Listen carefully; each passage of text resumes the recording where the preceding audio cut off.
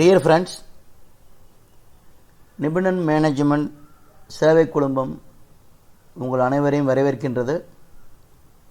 Please subscribe and press the bell button.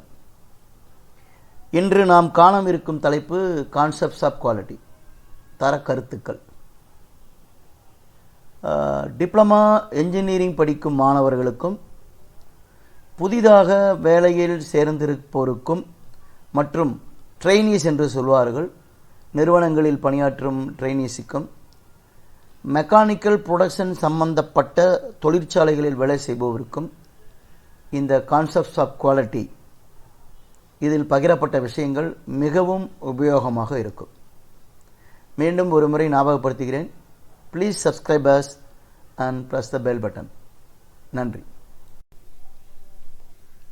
Concepts of quality, இதில் நாம் காண இருக்கும் தலைப்புகள்: இன்ட்ரோடக்ஷன், டெஃபினிஷன் ஆஃப் குவாலிட்டி, ஒரு குவாலிட்டி இன்ஜினியர் என்னென்ன அடிப்படை விஷயங்களை தெரிந்திருக்க வேண்டும், குவாலிட்டி இன்ஜினியர் டேட்டா, இன்ஸ்பெக்ஷன் என்றால் என்ன, டெஸ்டிங் என்றால் என்ன, types of inspection, linear dimension அளக்கும் விதம், இன்ஸ்பெக்ஷன் மெத்தட், ஜியோமெட்ரிக்கல் டைமென்ஷன் அளக்கும் விதம், இன்ஸ்பெக்ஷன் மெத்தட்.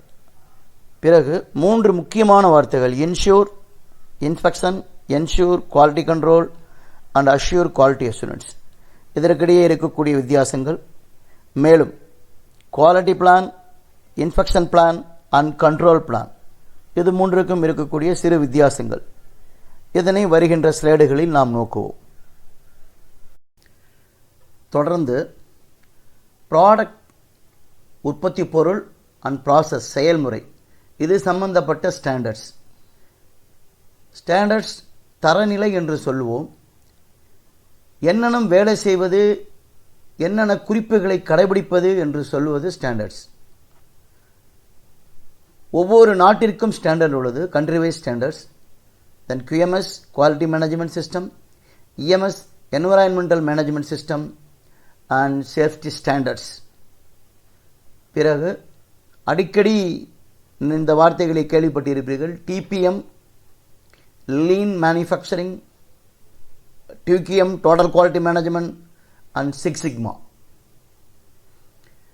ஆட்டோமொபைல் சம்பந்தப்பட்ட IATF, internal automotive task force, அந்த ஸ்டாண்டர்ட், அந்த சர்டிஃபிகேஷன் நம்பர் 60949 2016 வருடத்தில் வந்தது.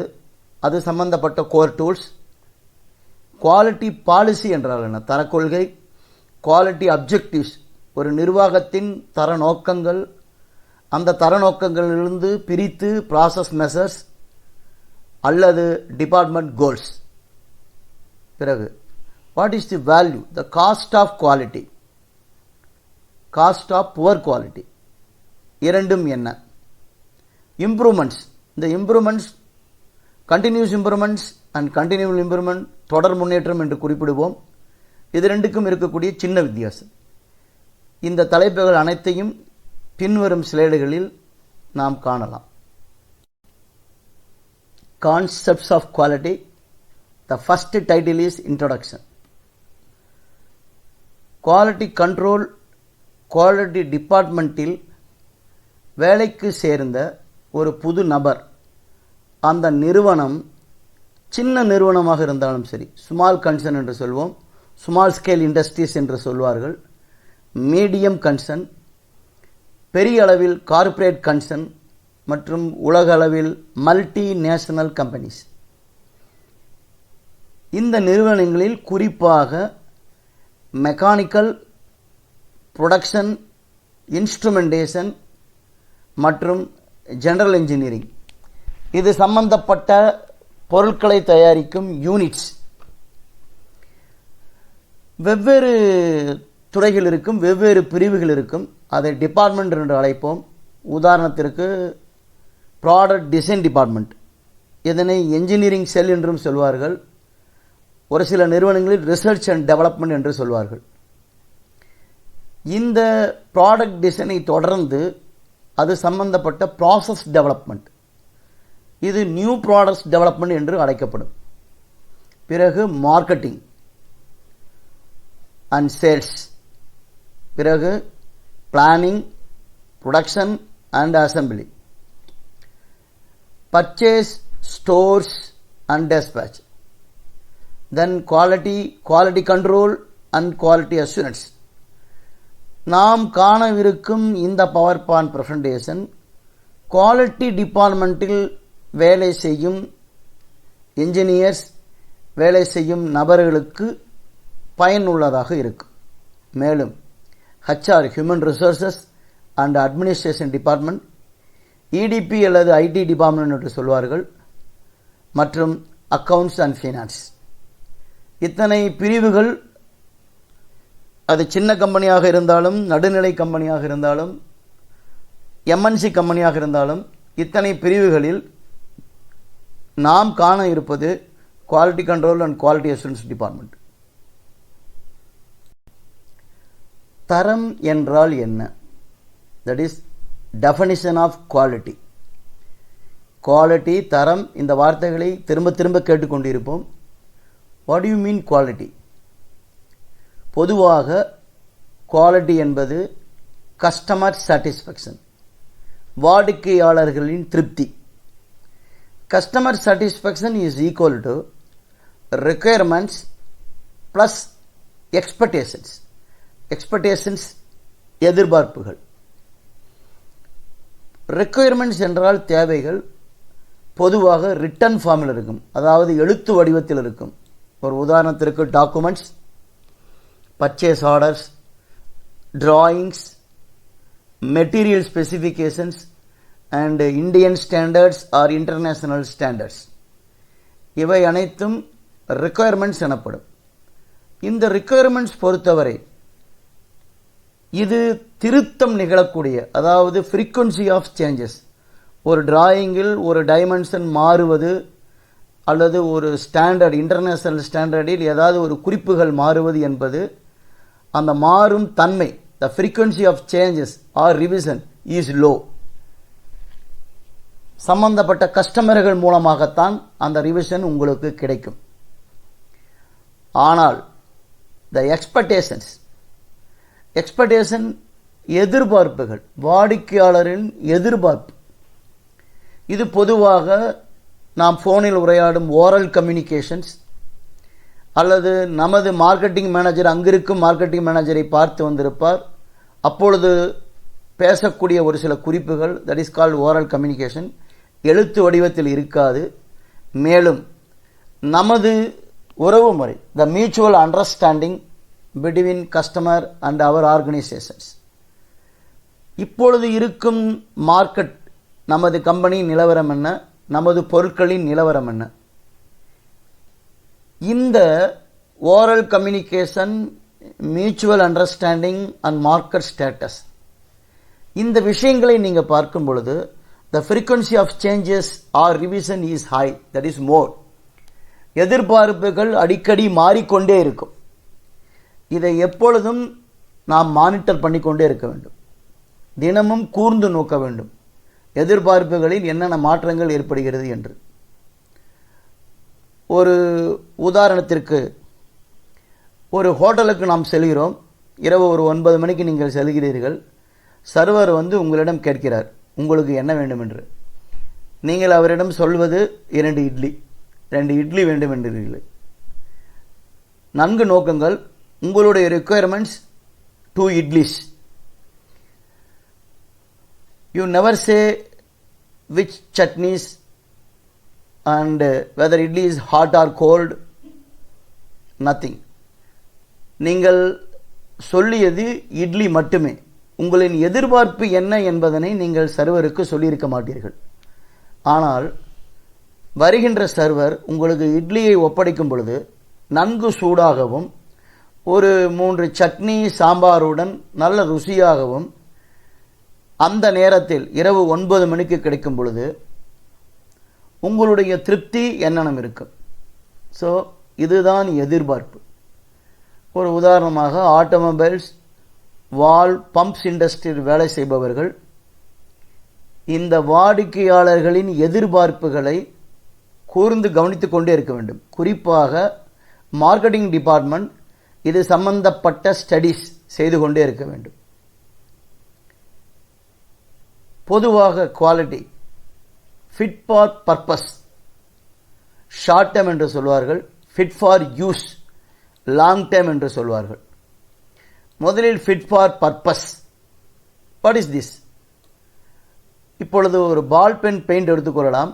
அதிலிருந்து ரீஃபிலை மட்டும் நீங்கள் கலட்டி அந்த பால் பெயிண்ட் பேனாவில் இருக்கும் ரீஃபிலை கொண்டு உங்களால் எழுத முடியும். You can able to write, to make bills or otherwise put your signature.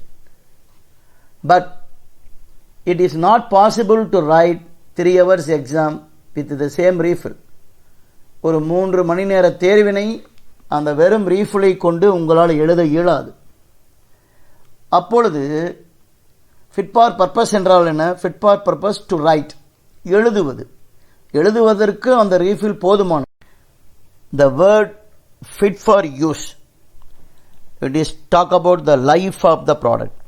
நீண்டகால உழைப்பு. ஒரு சாதாரண ரீஃபில்லை வைத்துக்கொண்டு 3 மணி நேர தேர்வு எழுவது மிகவும் சிரமம். அதனை வைத்துக்கொண்டு ஒரு கையெழுத்து போடலாம், ஒரு சின்ன பில் தயாரிக்கலாம். So it is not possible to right 3 hours exam with the same refill. So for that purpose, for fit for use, we using the ball pen with the body, gripper and cap for holding. So அந்த பேனாவின் உடல் என்று சொல்வோம் பாடி, மற்றும் gripper நமது விரல்களுக்கிடையில் வலி இருக்காமல் இருப்பதற்காக இருக்கக்கூடியது கிரிப்பர், மேலும் பாக்கெட்டில் சொருகுவதற்காக cap. So fit for purpose என்றால் பயன்படுத்தும் பொருளின் நோக்கம் என்ன? நம்மளது நோக்கம், அந்த உபயோகம் போதுமானது. ஆனால் நீடித்த உழைப்பு என்பது குவாலிட்டிக்கு மிக மிக முக்கியம். எந்த ஒரு பொருள் வாங்கினாலும் நாம் எதிர்பார்ப்பது அது எவ்வளவு காலத்திற்கு வரும். What is the warranty? we are asking immediately. So fit for usage is most important for quality parameter. Quality definition continuation. To meet both the stated drawing, specification and purchase order. Already told that stated means requirements. Implied needs, this is not stated. That is expectations of customers or consumers. The end user of the product is known as consumers. மேலும் குறிப்பிட்ட நேரத்தில் பொருட்களை அனுப்புவது, on time delivery, இதனுடைய latest technology. இன்றைய புது வார்த்தை just in time, குறிப்பிட்ட நேரத்தில் சப்ளை செய்வது. மேலும் கண்ட்ரோல் ஆஃப் நான் கன்ஃபார்மிங் ப்ராடக்ட்ஸ். கன்ஃபர்மேஷன் என்றால் ஓகே ப்ராடக்ட்ஸ், நான் கன்ஃபார்ம் என்றால் நாட் ஓகே ப்ராடக்ட்ஸ். நான் conforming products have 4 types. Say conditional acceptance, rework or repair, rejection or scrap and degrade. Then our capability, the process capability in our organizations. Basic things, man, machine, material. These 3 known as resources. So resources planning and what is the actual receipt against that planning at right time. Generally in quality terminology, all organization quality personnel only measures output of the products. That means outputs only. But to withstand the consistency in quality, focus to measure inputs also. To measure inputs, man, machine, material, then methods. இதை அளக்கும் விதங்களையும் நாம் தெரிந்து கொள்ள வேண்டும். அப்பொழுதுதான் தரத்தினை நாம் எளிதாக நல்ல முறையில் வாடிக்கையாளருக்கு செல்லுமாறு பயன்படுத்த இயலும். The latest word, customer delight. வாடிக்கையாளர்களை எப்பொழுதும் மிகுந்த சந்தோஷத்தில் வைத்திருக்க வேண்டும். Always keep the customers with great pleasure. And the definition of quality in the ISO standards, that is degree to which a set of inherent characteristics, அடிப்படை குறிப்புகள், வடிவம், நீளம், அகலம், இவை inherent characteristics எனப்படும். to degree to which a set of inherent characteristics of an object fulfills the requirements. The all above dimensions are known as the quality, the meaning of quality. தரம் என்றால் என்ன என்பதனை மேற்கூறிய வார்த்தைகள் மூலம் நாம் அறிந்து கொள்ளலாம்.